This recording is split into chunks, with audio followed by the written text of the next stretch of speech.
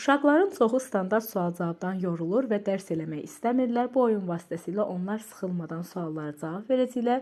Həm onlar öyrənəcək, həm də siz istədiyiniz nəticəni əldə eləmiş olacaqsınız. Aferin.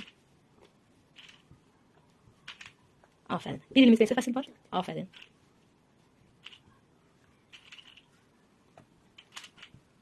Düzdür. Bir həftəmizdə neçə gün var? Düzdür.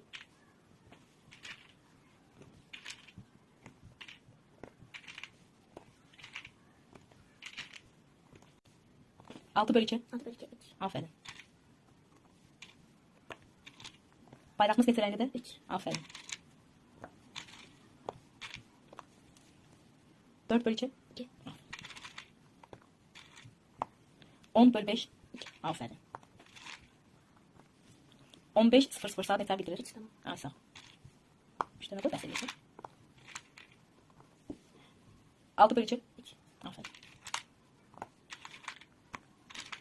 Aferin. Asıl saytlar hansılardır? A, E, O, Ö. Neçə oldu asıl sayt? 5. Asıl saytlar hansılardır? Barmağından say. A, E, O, Ö. Neçə oldu? 4 tane.